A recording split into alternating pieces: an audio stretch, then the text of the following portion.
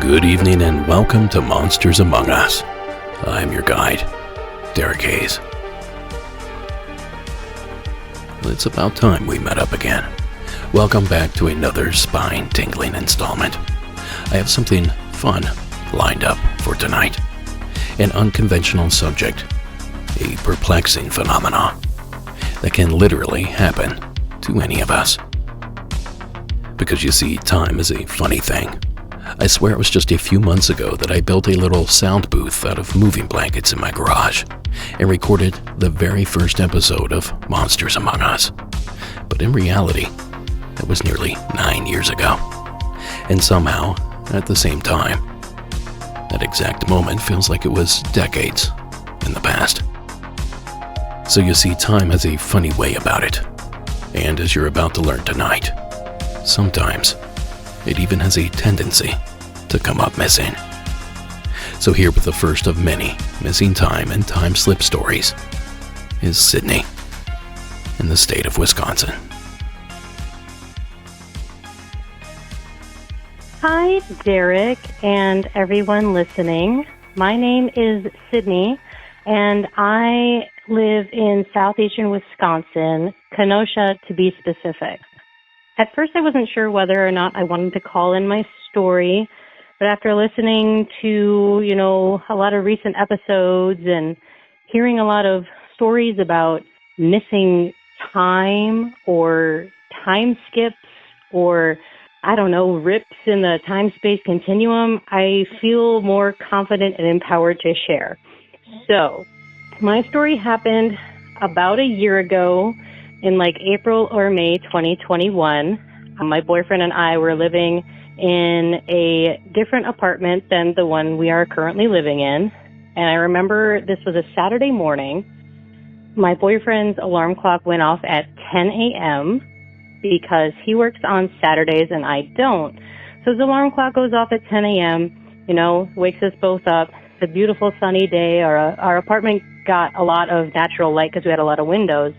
And so, he gets up and he starts getting, dressed and ready for the day. And I'm just laying in bed because I have nowhere to be. And I remember I'm laying on my right side and I'm propped up on my right elbow, phone in my right hand, scrolling through Twitter, Facebook, as people tend to do when they wake up. My boyfriend gets dressed and he goes around the corner from our bedroom down a little curve in the front hallway to the bathroom to, do whatever, brush his teeth and so on. So I'm just scrolling social media and I happen to take a peek at his alarm clock and it reads that it is 10:20 in the morning. And, he's got to get out the door and moving by 10:30 to get to work on time. And so I'm listening for him and I realize that from the bedroom, I can hear in the bathroom just straight running water, but I don't hear any sounds of movement, splashing, like someone's brushing their teeth or washing their hands. So I decide to get up out of bed and maybe knock on the door, see if he's doing okay. So I get up out of bed and I'm calling for him. I'm like, hey, where are you at? Are you okay? What's going on? Hello? I walk out of our bedroom door frame and I'm rounding the corner to the bathroom. Now, as I mentioned previously, it's a beautiful, bright, sunny day. Our apartment gets a ton of natural light from the windows. The moment that I round the corner to walk into the bathroom, it is pitch black. No sunlight, nothing. As if there was a blackout or something. Just absolutely no light. And I can see from my vantage point the bathroom door creaked open, totally dark. He's not in there. No signs of life whatsoever. And I start to get a little scared, of course. And I'm calling out to my boyfriend, like, hey, where are you? What's going on? Like, where are you? I take a couple footsteps backward, back to look into our bedroom. And as I, peer through the door to our bedroom, I can see my boyfriend is fast asleep in bed. And I take a look at his alarm clock, and it reads that it's 1:30 in the morning. And I'm just thinking, what in the world is happening? Like, did I dream waking up? I don't understand. So I'm calling out to my boyfriend, like, hey, do you know what's going on? Hello? I'm taking a few steps towards him in the bed, and I'm reaching my hand out. And just as I'm about to, touch his shoulder and try to shake him awake and ask him if he knows what's going on, the moment I'm about to touch him, suddenly I am back, laying in bed, phone in hand, screen still lit up, on Facebook or whatever, propped up on my right side, on my right elbow, bright as daylight. I take a look at the alarm clock again, and it's still 10:20 in the morning. And I'm freaking out, kind of breathing heavy, feeling a little sweaty, what just happened? What just happened? Did I fall back asleep? No, I don't think I fell back asleep. That felt so real. What is going on? I am so sure I did not fall asleep and dream all of that, because right as I find myself back in bed with my phone still in my hand, my boyfriend comes back through our bedroom door and he goes, I'm right here. He heard me calling out to him. For all I know, to him, I was just calling from the bedroom, but I don't talk in my sleep. I don't sleepwalk. I don't think that I fell asleep, because it was still 10:20 when I look back at the clock, like it was before this whole thing happened. I don't do drugs. I don't smoke. I don't drink. I don't do any of that. And I tried to explain to my boyfriend, I was here, but then it was 1:30 in the morning, but then it was 10 again. And he was just super confused, but trying to be understanding. And it just scared me so bad. I didn't tell anybody about this until about 6 months after it happened. So my theory is some sort of time skip in the time-space continuum. I don't know. I'd love to hear your thoughts. I don't think it was any sort of mirrored men situation. I don't even like to speak of them because they creep me out so bad. But yeah, I think I might have skipped through time. But anyway, thank you for listening, Derek. Love the podcast. Keep up the good work. Bye. Hello, Sydney. Thank you, Sydney, for calling in. Now, I don't necessarily know how to categorize this one, but I have no doubt that it belongs here. Because unless Sydney dreamt this entire series of events, and still doesn't realize it, time was somehow affected, altered, or simply slipped. And time slip, missing time, temporal displacement, a rift in time, whatever you want to call it, tonight's episode is chock full of stories just like Sydney's here. So let's take a quick break, and when I return, more missing time. We'll be right back. 6 times and forced 3 turnovers.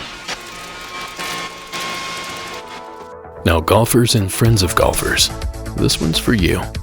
If you've ever traveled with your golf clubs or any bulky item, you know how annoying and stressful it can be. Trying to haul multiple heavy bags through the airport, worried about lost luggage, dealing with crowds at baggage claim. None of this is a fun start to a vacation. Checked bags are also so expensive these days. Now you can make your start of your golf trip or family vacation much easier by shipping your golf clubs ahead with ShipSticks. ShipSticks has affordable rates, complimentary insurance, real-time tracking, and on-time delivery. All you have to do is schedule your shipment, attach your label, and ShipSticks handles the rest. They have easy directions on their website, complete with videos, to help you schedule your shipment and pack up your golf clubs. They offer white glove shipping for golf clubs and luggage, and deliver to 180 countries for a hassle-free, gear-free journey. Right now, Shipsticks is offering MAU listeners 20% off your first shipment when you go to shipsticks.com and use code MAU. So if you're planning a relaxing golf vacation, head to shipsticks.com and use code MAU for 20% off your first shipment and save yourself the hassle this golf season. That's shipsticks.com. Make sure you use coupon code MAU so they know that we sent you. We have been successful for over 95% of our clients. Let us help you. Are you tired of your old bathtub taking up space in your bathroom? Now next up, we venture to the UK, where Katie has been waiting for some time. Hi Derek, it's Katie from Cambridge in England. I'm just getting all my stories together to tell you, and this is something that happened to my parents in the early 70s. So I think they'd either just got married or it was a few years after, so it was at least 1970, 71 or 72. And the two of them went down to a place called Woolacombe in Devon. And it's a lovely coastal village. I've been there a few times on holidays as a kid. And around the corner, up a hill, the next village along from Woolacombe is called Morthoe. Now, my parents didn't have any money. They got the train down to their honeymoon or their holiday, whatever it was, and they had to walk everywhere. So Mum tells me about how steep this hill was to get up to the next village of Morthoe because, you know, they had to walk everywhere and it was a struggle to get up. So they tell me that they went to a pub for lunch, and I've actually been to this pub. I think it's called the Chichester Arms, if I recall. I actually took a Polaroid of it when I was about 11 because they told me the story growing up and I was obsessed by it. I thought it was brilliant. And they went in the pub for lunch. They swear blind that they had a lemonade or a tomato juice. They were not drinking. And because they were near Cornwall, Mum got a Cornish pasty, Dad had fish and chips. It was something like that. They had different things to eat and they didn't have any alcohol. So this makes it harder to explain why they both hallucinated or, you know, shared the same delusion, or whether they actually had a time slip. They came out of the pub after their lunch and it was many, many, many meters above sea level. Like I said, it was a pretty steep hill, struggled to get the car up, struggled to walk up it. And when they came out, the sea had risen and it was almost flooding the pub and the local businesses. They described the sea as lapping at doorways, doorsteps. People were in their shops, you know, their bakeries and their sort of souvenir shops, just going about their business, not seeming to care that there's water coming in. People were walking up the hill, coming out of the water. I did ask my parents what were they wearing. Were they, you know, in Victorian bathing gear and they just said they don't remember. They didn't pay any attention to what the people were doing or what they were wearing because, you know, their minds were so boggled by the fact that there was water everywhere and the place had flooded by tens or hundreds of meters because they were so high up from the sea. They just said they couldn't believe that nobody seemed to care that there was water everywhere. No one seemed to mind that they were getting wet or that their houses or businesses were about to flood. They just thought, whoa, this is crazy. You know, it must be high tide. This must happen every day. They're so used to it. So they, you know, went about their business, went back to wherever they were staying and went home.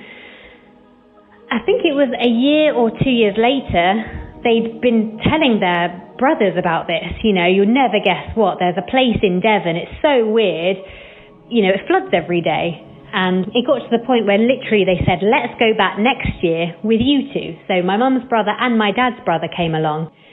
And they really were curious about this crazy place where the town floods every single day and nobody cares. So they went to the place. They had lunch in the pub. They came out about the same time of day and everything was normal. It was dry, the sea was where it should be, which is not even in view of the pub, it's so far down the cliff. And they thought, oh, that's strange, you know, maybe it was just something that only happened last year or only happened on certain dates. Anyway, the two brothers were kind of, you know, ribbing them for it, saying, oh right, you know, drag us 8 hours on a train down to this place and nothing happens. So, and it got so bad that they ended up going to like the local church and speaking to the vicar there, the priest, and saying, we're not going mad, are we? This place does flood every day, or you know, it's flooded in the past. And this guy, this vicar, ended up saying, no, of course not. It's not flooded for a couple of hundreds of years. You know, it's so high up above sea level that there has not been a flood since, you know, 100 or 200 years ago. And back when it did flood, it was catastrophic because there's so many shops, houses, other buildings, farms on the way up to this pub from where the sea level is that, you know, so many people were affected by it. It was a massive catastrophe. So there you go. Time slip? I don't know. My parents would always say, you know, that remember when we went back in time, or let me tell you about the time we went back in time. This is one of those stories that my dad loves. My dad is obsessed with, and he loves telling it. My mum, not so much. If you catch her on the wrong day, she doesn't want to speak about it. She doesn't understand it, doesn't like it, doesn't want to talk about it. But it's just funny to me that they were so sure this happened that they literally went back on another holiday the next year with witnesses, you know, under the proviso that guys come and see this, you won't believe it. It's an expensive way to fool a couple of guys if that's your game. You know, they didn't have much money, like I said, and it's a long way from London to go all the way down to Devon at the bottom of the UK, so make of that what you will, but that's their story. I hope you enjoyed it and maybe can offer some explanation, because they are baffled and they have been for 50 years. But there you go. Love the show and look forward to hearing more. Cheers. Thanks, Katie, for calling in. Now, I love a story like this. A tale full of details, dates, exact locations, recordable events. A researcher's dream. In this example, a flood in Morneau in the early 1970s at a place called the Chestershire Arms Tavern. By the way, they have a nice, robust menu. I linked to it in the show notes. But the point is, when we have proper information, we can properly dive in. And that's exactly what Delaney and I did. And I bet it doesn't surprise Katie at all to know that we didn't really find anything either. Not that matched those dates, anyway. But the area is actually known to flood every 50 to 100 years. But like Katie said, in the lower elevations. Not necessarily the parts of the village that Katie was referring to, because parts of Morneau are well over 800 feet above sea level. But that doesn't mean floods don't happen there, because at least one did. And it left a trail of destruction that may have been so unsettling that a ghostly version of the event still replays there from time to time. Now, Delaney found the following in the North Devon Journal, issue date June 7th, 1959. A thunderstorm was accompanied by large hail, some 3 inches in circumference, breaking every window in the village that faced northeast, and causing great damage to crops and gardens. The storm lasted about an hour and extended over an area of 4 square miles. Thousands of tons of earth were washed into the sea. In one cottage, water was up to the window level, and a grandmother and 2 children were rescued. So perhaps it was some sort of residual memory of that massive flood that your parents saw, Katie. Or maybe they did slip into another time or place, or even both. Whatever the cause, it made for a great story, and we can't thank you enough for taking the time to share it here with us. Now, folks, don't forget that if you have a story you would like me to share here on the program, give my hotline a call at 888-608-NIGHT. That's 888-608-NIGHT. Or you can shoot me an email with a voice memo to monstersamonguspodcast@gmail.com. And don't forget, I'm accepting photos, videos, and audio as well. We cover some of that stuff over on our social media accounts. So just shoot me an email. Again, that address is monstersamonguspodcast@gmail.com. And trust me when I say, we're dying to hear from you. Now it's time to hear from tonight's next caller. Please join me in welcoming Anonymous from the state of Ohio. Hey Derek, I'm out here in Ohio, pretty close to Lake Erie, outside of Cleveland, and I got kind of a weird one for you. It's pretty much the only unexplainable thing that's ever happened to me in my life, and I experienced it with someone else, which I think adds some more value to it. So, when I was young, I would say around middle school, 7th, 8th grade, me and my friend, our whole lives were skateboarding, and we would spend the night at each other's houses, and at my house in particular, across the street was a gas station, and we used to go over there late at night and skate it. And one night, we were going to skate, and we walked out my front door, and I don't know how else to explain it other than I experienced what I would describe as someone shining a light in my face. Like if you've ever been pulled over by a policeman and they shine their flashlight right in your face, or a bright LED, almost to the point where you can't look directly at it. You have to squint your eyes or look away. And I would say it felt like this went on for a couple seconds, and then it stopped. And I looked at my friend, and he was looking at me too with the same perplexed view on his face. And we both asked each other, "Did you see that?" And we had both saw the same exact thing or experienced the same thing. And even though it wasn't really scary or anything, it didn't really stick out to us at the time. When we had gone back home, I would say it was at least 25 to 35 minutes later, and to our knowledge and recollection, all we had done was walk across the street, had this happen to us, walked back across the street, and came home. There really was nothing else that happened, but like I said, this was the only crazy thing that's ever happened to me in my life that I could not explain, and that somebody else also experienced. Again, this was in probably the early 2000s in Northeast Ohio near Cleveland and Lake Erie. Thanks. Now who here is thinking what I'm thinking? Here come the men in black. Because it sounds like our caller here just might have had a run-in with the movie version of these well-dressed mystery men. But with all jokes aside, it is difficult not to associate that strange flash of light with our caller's missing time. You'd have a tough time convincing me the two weren't somehow connected. But I'm afraid that's the only connection I can make. A simple pop culture reference. But we do thank you, caller, for sharing this strange yet intriguing entry.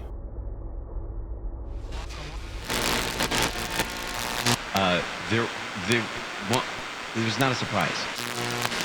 It's easy to find the right person right away. So great news today. I don't know if you saw the story on my...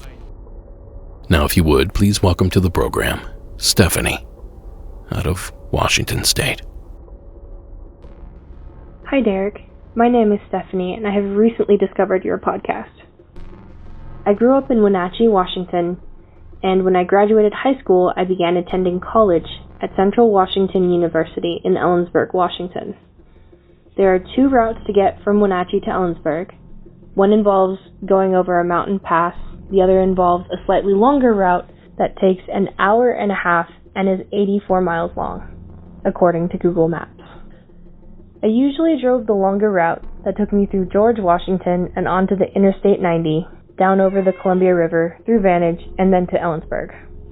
I spent a lot of time driving back and forth between Wenatchee and Ellensburg. This often led to me driving late at night with little sleep, and I realized that was not smart. On this particular night, it was in the fall of 2008, and I had stayed in Wenatchee much later than I should have. I probably left around 2 or 3 in the morning. I had texted my friend as I left town that I would let her know when I arrived safely at my apartment at school. It was a rough drive. I was very tired. I remember most of the drive. I remember turning onto I-90 at George and driving along the interstate for a while. The next thing I know, I am parked at my apartment and I am texting my friend that I have arrived safely. When I looked at the timestamps, I realized that it only took me 45 minutes from when I left Wenatchee to when I arrived at my apartment. At the time, I thought it was hilarious because I thought that meant I just drove really fast. Way too fast. But after listening to your podcast and the others who have talked about missing time, it's made me reevaluate this experience. I only remember 50 miles of the 84-mile drive. Either I am the luckiest person to have fallen asleep and somehow driven 34 miles while sleeping at over 100 miles an hour to make it to my destination in half the time it should have taken, or I don't know what happened. I'm curious to see if even you might have a logical answer for this one, Derek, because I've got nothing. I'll just be thankful I survived and that I hopefully freaking learned and do not do that again. So far I haven't. I hope this story is useful for you, and as I make it through more of your episodes, I'm hoping I can provide you with more entertaining tales. I love your podcast. Thank you so much for doing what you do. Thank you, Stephanie. You know, this reminds me of something that happened to me when I was in college. My friend sold me his old car when he bought a new one. I was broke at the time, so scoring a $600 vehicle that actually ran was nothing short of amazing. It was a 1988 Cutlass Supreme Bro-Am edition. But here was the big problem. It was the ugliest color of brown you've ever seen, inside and out. So my dad helped me paint it one weekend, gunmetal gray, and then we dyed the interior a burgundy color. It didn't look too bad for a $600 vehicle. Anyway, the point here is that it was a 3.5-hour drive back to school the day after we painted it. It was a route I knew well and took often, and I knew I needed to fuel up at least once somewhere along the drive. I even had 1 or 2 gas stations picked out that I always stopped at. Well, this particular time, with a fresh coat of paint, I was able to not only travel the entire distance on 1 tank, but there was still something like a quarter tank left by the time I rolled into Bowling Green, which means I nearly doubled my gas mileage on that trip. And you know, the next trip home, it was right back to having to stop at least once. So whatever the effect was, it was not lasting. And I never could explain that one. So I guess in some small way, I understand the confusion that you're feeling, Stephanie. Where did the time go? Well, we thank you again for calling in and sharing your tale with us, Stephanie. Just like the rest of tonight's entries, it sure was a weird one. Now, folks, before I push play on this next one last reminder that everything in our shop is 20% off, at least for the next few days. So visit monstersamonguspodcast.com and click the shop tab to take full advantage of the sale. Alright, so next up is an anonymous entry submitted from the state of Montana. Hi, Derek. I'm calling to you from Montana. I am a teacher, and every morning, all year, I have left for work at exactly 7:50, which gives me enough time to walk out to my car and drive like 2 miles away to my work. Well, the past 2 days, I've left at 7:50, and I've noticed that right as I'm turning off my street, which is 1 block from my house, the clock says 7:55. And there's no way walking the 24 feet from my house to my car and driving a block should take me 5 minutes. So when I went home yesterday, I was like, okay, well, maybe my clocks in the house and the clock in the car are off. So I checked, and they're all showing the same time. So I'm like, okay, well, maybe I'm not leaving when I think I am. I'm just going to leave earlier. So this morning, I left at 7:45, walked the 24 feet to my car, got in my car, drove the 1 block to turn onto the main drag, and it was 7:55 again. This time I lost 10 minutes doing that tiny distance. So at this point, I'm convinced I'm in some kind of time slip just in front of my house, where I'm going to be doomed until I leave on maternity leave to just be running late to work every day because apparently I can only turn on to the main drag at 7:55 exactly.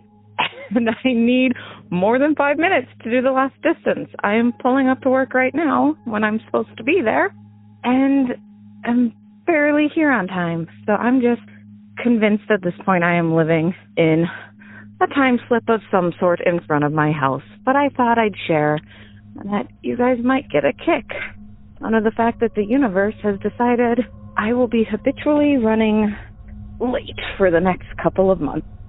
Anyways, keep up the good work. Thank you. Bye. Thank you, caller. It's interesting to know that these instances can manifest in shorter increments as well. And having lived and worked in Los Angeles for a decade before moving to the mountains, I think you can properly market this little time slip. Back then, I would have paid big money to cut my commute in half. And I know there are many others out there that are likely just as desperate to not be sitting in their car all morning and all night. So caller, you just might be sitting on a gold mine. Thank you again for taking the time to call in. Now folks, before we move on to the next entry, I thought it would be fun to explore some of the explanations given for these mysterious glitches in time. And according to Medium, these are some of the front runners. Now in theory, quantum mechanics lays the groundwork for parallel universes. Time slips are the result of crossing over into one of these planes of existence. Or there are wormholes, or black holes, the curvature of space-time, as theorized by Einstein. Time isn't absolute. It is not linear. Scientists don't really understand how any of that works. Or so we're told. There's also the concept of sacred ritual sites, as both natural and man-made portals. The Grand Canyon is thought to be one of these locations. Of course, there are spirits and their supernatural ability to manipulate time. A pretty vague theory, if you ask me. And then lastly, there's déjà vu, the malfunction of the brain's memory system, making you think you experienced missing time, when in reality it was just a glitch in your brain. Now I've linked to the full article in the show notes if you'd like to explore the subject further. But the truth is, there's not much known about this phenomena. But that doesn't stop experiences from rolling in. Experiences like Phillips in Missouri. Hello, Derek. This is Philip from Springfield, Missouri, and I'm now presently 70 years old. But when I was born in a little town of about 127 people, a town called Roscoe. When I was 10, we moved to Springfield. But when I was probably about 12, I went to Roscoe to spend a couple of weeks with relatives, and I had developed a wart on the back of my right hand. My grandpa noticed it and told me I should go to so-and-so's house, and he would remove it. So out of curiosity, my Uncle Ted took me to the house and introduced me to the gentleman, and we went in and told him about my wart. He looked at it. He kind of looked at it from different angles, and then he licked his thumb and rubbed it. And then he looked at it again from different angles, and he licked his thumb and rubbed it again. And he may have done it a third time, but I know he did it twice. Then he told me, he says, now, don't pay any attention to it. Don't play with it. Don't rub on it. Don't give it any attention. And he said, it'll come off in a few days. And sure enough, by the time I went home from vacation, it was gone. It had rotted off. And what made me think of this is this episode, this last episode, a gentleman called in the same thing from Appalachia. But anyway, I just thought that was strange. I never thought I'd be calling Monsters Among Us with a wart story, but there is one other quick story. A few episodes back, I remember a gentleman calling in saying he had, as a kid, he had laid down in bed, closed his eyes, opened his eyes, and the whole night had passed. Well, that same thing happened to me when I was probably a freshman in high school. I got in bed, laid down, covered up, closed my eyes, opened my eyes. It was daylight, and I was in the same position that I was when I laid down. Anyway, just kind of strange. But I appreciate your program, and I've been listening for years, Derek. Thank you very much. Thank you for calling in, Philip. Now, for those of you wondering why he's randomly talking about warts, a few years ago I had a wart on my thumb that didn't want to go away, and I shared a call that just so happened to discuss curing warts, so I brought mine up.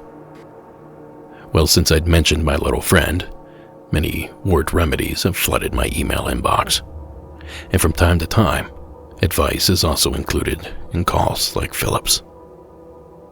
And for those of you wanting an update, I eventually had a doctor freeze it off for me. None of the home remedies I tried had any effect on the little guy. Anyway, this has unintentionally been wart talk. Now I'll be right back with more Slips in Time, after this word from our sponsors. Widespread high elevation snow. We've been getting the winds of one of the atmospheric rivers, so a stronger storm. To do it. And I just will caution before there's any repeat. The sports update.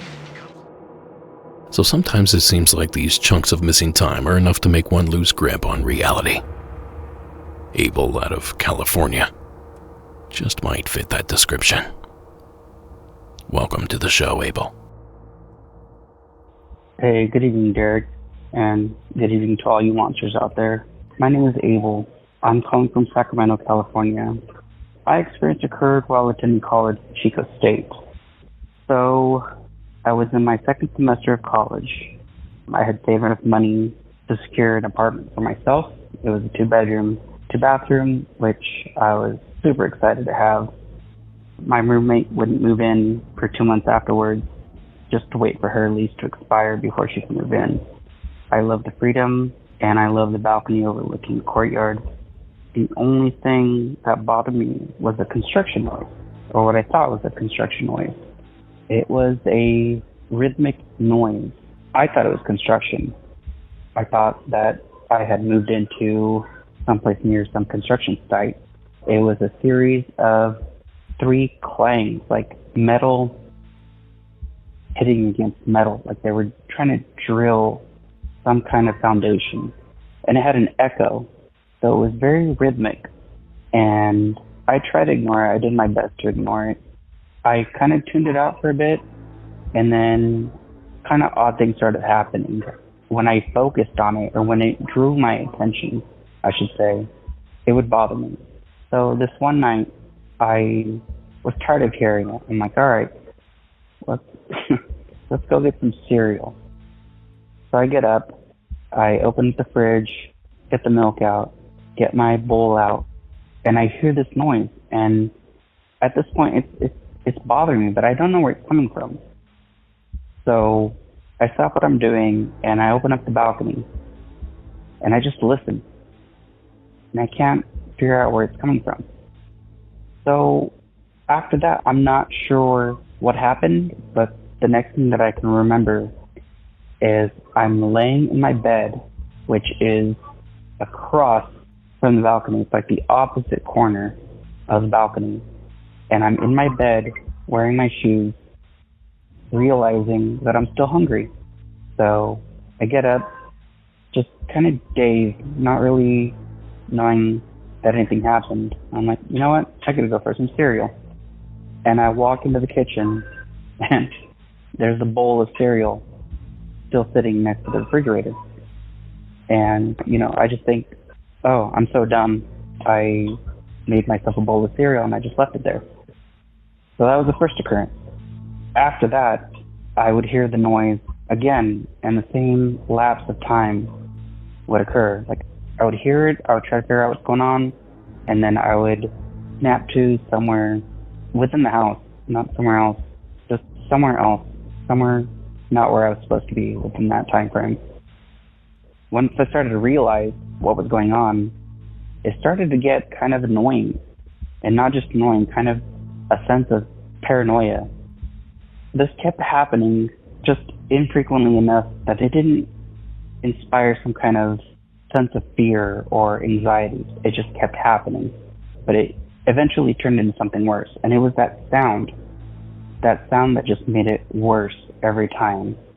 Eventually, my roommate did move in, and I would tell her about that sound, like, there's construction nearby, I hope that doesn't bother you. She never heard it. I heard it. And I would open up the balcony door. I'm like, you really don't hear that? She's like, no. She didn't hear it. That's fine. But it was these weird time skips. It manifested only at first in the apartment. I would hear that noise, and then I would be doing something and then revert back to my room without knowing what happened. So it eventually progressed to me going to work. My work was at least 7 miles from where I lived, and I was so bothered by this noise of construction, what I thought was construction, that I drove around every exit from our apartment complex trying to find out where this construction was coming from. And I could never find any new construction. I couldn't find where it was coming from, and it bothered me. It stuck with me. And it got to the point where I started developing like a paranoia, a frustration, just because I didn't know what was going on. I thought I was the only one hearing this. And the hardest part was when I was at work and I was having a really bad day, and I remember talking to a coworker just about what a shitty day that I had, and waking up in my shoes, fully dressed, on my bed, in my room, in my apartment, and freaking out that I had to get to work. And I was off. I didn't have to work that day. But I was freaking because I didn't know what day, what time. I had no idea. I had no sense of time. And I ran out to my parking spot, and my car was parked perfectly between a pole and the next car, just perfectly aligned. And it just bothered me. And I haven't talked to anybody about it. I don't want to talk to them because I sound crazy. It sounds insane. So then it gets worse. So I keep hearing this noise, and as the noise progresses, it's this rhythmic, like I said, it's this rhythmic clanging noise of what I can only think is construction. And I'm tired of it at this point. It's been going on for months. I'm so tired of it. It's just stressful, and I start to get this paranoia. I'm aware of the time jump. I didn't know what those were. This is back in, 2009, while I was in college. And I had no idea. I'm okay with paranormal stuff. I understand that, but this is something completely different. I didn't understand what was going on. I would hear that noise, and I knew something wasn't right. I knew something was going to go wrong. I got into my car, and this was a manual car. It was a Honda Civic manual. I didn't know how to operate it. I looked at the stick shift, I looked at the radio, I looked at the steering wheel, and they looked alien to me. Just everything that I was looking at looked different. It didn't look the same. It wasn't anything that I was used to. For example, the radio console. I looked at it, and it looked 2D. There were no knobs. There was nothing tangible. It was just a flat surface. My stick shift was gone. I didn't even know how to operate my own vehicle. So I eventually just walked out of my car. I couldn't believe it. I called into work that day, and I just went to my room, and I'm like, this isn't happening. This can't be real. And as I'm walking back to my apartment complex, I see what I thought at that time was just this guy in a suit, in a hat, sunglasses, standing where he shouldn't be. It was in the middle of the parking complex where no one should be there. He's next to the dumpster. Why would anyone just be sitting there? And I walked past him, and I tried to steal glances at him, and I couldn't see his face. It was just sunglasses, a hat, and a suit, and he had a briefcase next to him. And I had to walk around him to get to my apartment and try to steal glances. I could tell that he was aware of my presence because he would move to try to avoid me seeing him fully. And what really bothered me, what really made me paranoid, is he would stick his hand over his ear as if talking to somebody or covering his face more, but it just seemed like he was like talking to somebody else. I could see his lips moving, so it just made me more paranoid to think that he was talking about me when we were the only ones in that parking lot. We were the only ones there. So that's when I developed like a sense of paranoia. Okay, so that happened. Flash forward a couple weeks. One of my best friends, she didn't drive a car. She asked me to take her to the mall in Chico. So I agreed. I had the day off. She wanted to go shopping. Should be a fun day, right? So I wake up, get ready. It's time for us to go. As I'm walking out of my apartment complex, I hear that noise again, and I'm just like, oh my God, no, please, not today. Not today. Get into my car. I look at my stereo, and it's just a flat 2D sticker decal. I'm like, all right, fine. I don't have time to deal with this.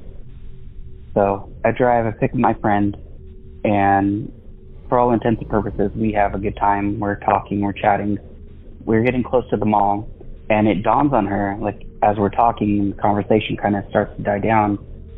She goes, hey, Abel, you haven't turned your radio on. And I tell her, yeah, it's because it's fake. And she kind of looks at me like, worried. She goes, okay. I realized how paranoid and how delusional I sound, but that's how I saw it. And I get to a red light right before the Chico Mall, and I see this guy dressed in like Men in Black style, like just a suit, tie, slacks, briefcase, sunglasses, and this guy is standing in the divider between two ways of oncoming traffic, and there's no pedestrian crosswalk there. There's no reason that even like the homeless people that ask for money, they shouldn't be there. That's dangerous.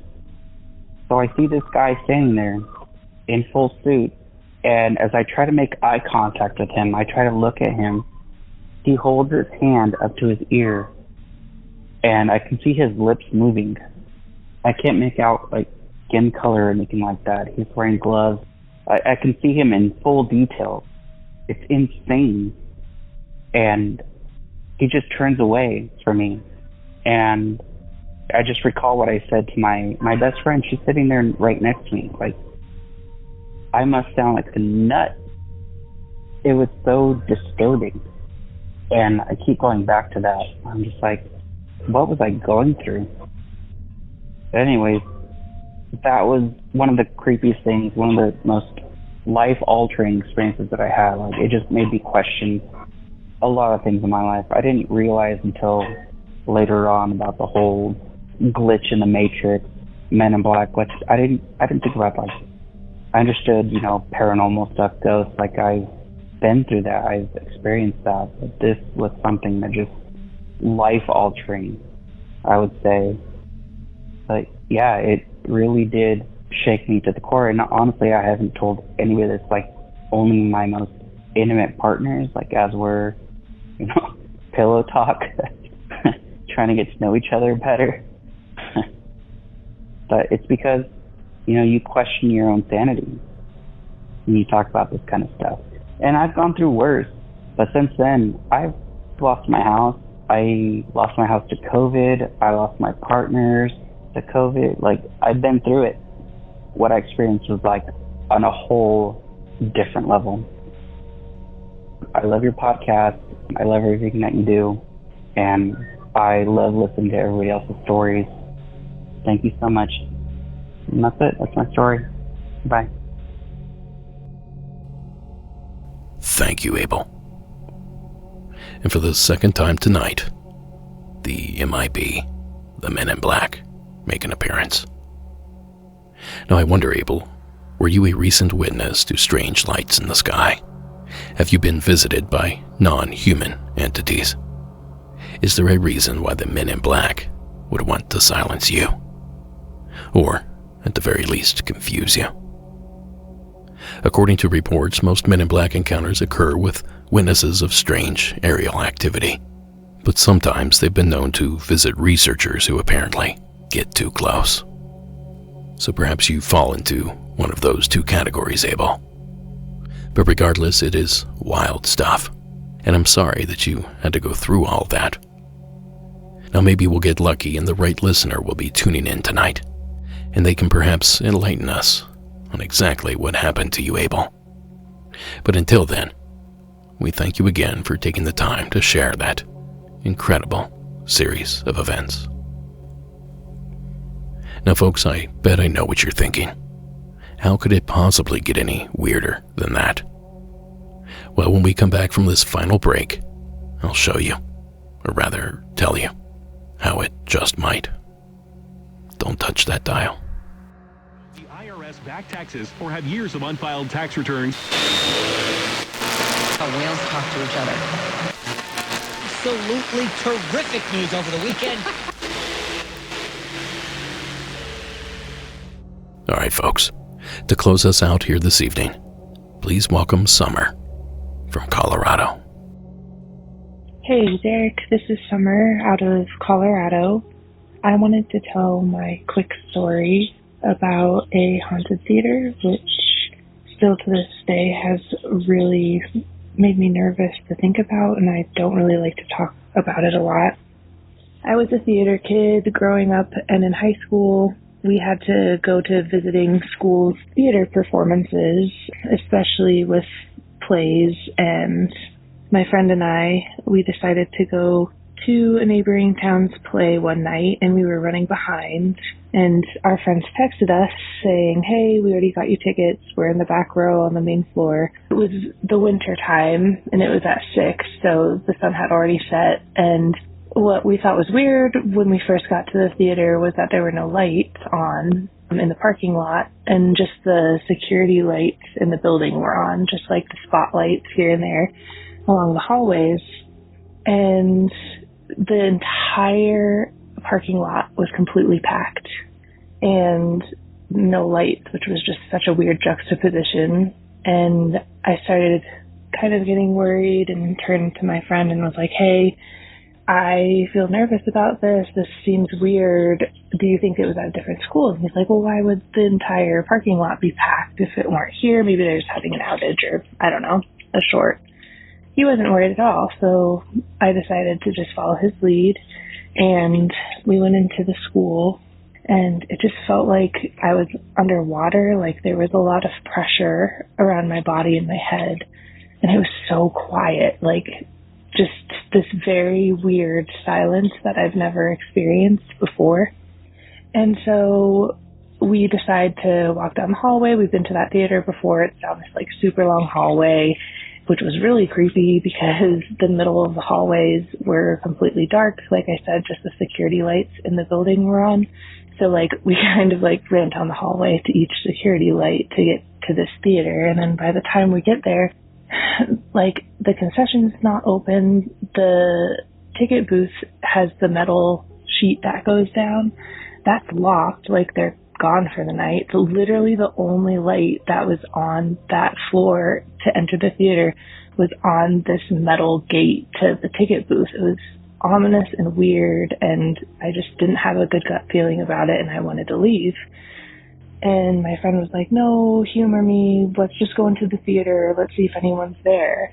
And I go, okay, well, let's go upstairs to the balcony so that we can like, I don't know why. I don't even know why I suggested we went up to the balcony. Like, I was so terrified in this moment, and it almost was like both of us just decided randomly and weirdly that we were just going to go upstairs to the balcony. Up dark, freaking creepy ass hallway up this stairwell that is completely dark. Like, who in their right mind would do that?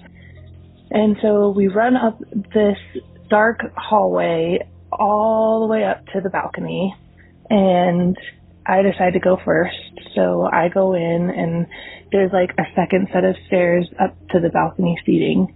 And so I go up, but my friend just stays back at the doors, and I can tell that they're getting a lot more nervous than me at this point. And I walk in, and it's completely empty, Derek. The entire theater is completely empty, and all the house lights are on, and the red curtain across the stage is drawn with spotlights on it, like just before a show starts. But I swear on my life, there wasn't a soul in the theater at all. Like, not on the balcony floor where we were at, and then like we looked down over the balcony onto the main floor, nothing was there. And so I turned to tell my friend that there's no one up here, and over the speakers, the loudest applause came on, like this weird studio sound of applause. And so we booked it back down the stairs onto the main floor, and we both just decide silently that we're going to try the main floor again. And usually in theaters, when you go through a door, there's like a first door, and then I guess a sound buffer, a little hallway, and then the actual door to the theater. And so when we went into the first set of doors on the main floor, it felt like, remember how I said there was all that pressure in the air and the atmosphere? It was gone, and it felt like I wasn't below water anymore. And then we could hear like laughing and crowd noise before we got into the main set of doors, and we opened them. And I swear to all of you listening right now, it was the middle of the play. And all the lights, the house lights were off, packed, full house, full stop. And it was in the middle of the scene, and there was an actress on stage, and all these people around us looked super annoyed because we just like walked in with our mouths wide open, like freaking out and like wanting to scream, but like now you're just thrust into this other timeline. It felt like the play was going on at the same time as like whatever timeline we were on. And it was just so crazy, and our friends were there and on the back row, like shushing us and like whispering and like waiting for us to come over. And me and my friend just sat there in shock the entire, like, I don't remember at all what the play was, what it was about, who the actors were, anything. Like, I was so in shock that whole entire time, and I just don't understand how that could be possible without it being some manipulation of time. Oh, and after the play, we go back into, like, that main hallway. All the lights are on. The concession stand is open. The ticket stand is open. We went over to the ticket stand. We asked them if they had been open that entire time, and they said yes.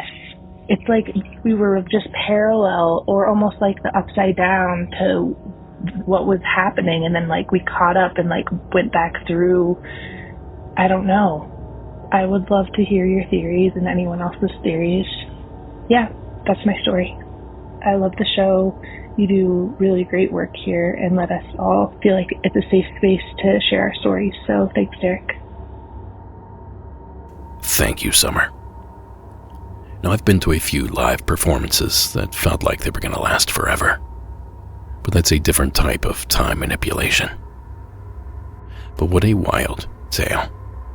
And there's no mistaking it. It's not like there's a chance you dreamt all this. It sounds like it was impossible to go to the wrong theater. And you can't just usher in hundreds of audience members without tipping Summer and her friend off. And why would they, anyway? None of this seems to add up. So much so that it almost leaves us with no other explanations, other than paranormal ones. But whatever it was that happened to you that night, Summer, we can't thank you enough for sharing the experience here with us. So thank you again for calling in. Alright folks, that's going to do it for tonight. But before I go, Monsters Among Us podcast is written and produced by me, Derek Hayes. Copyright Red Crow Media.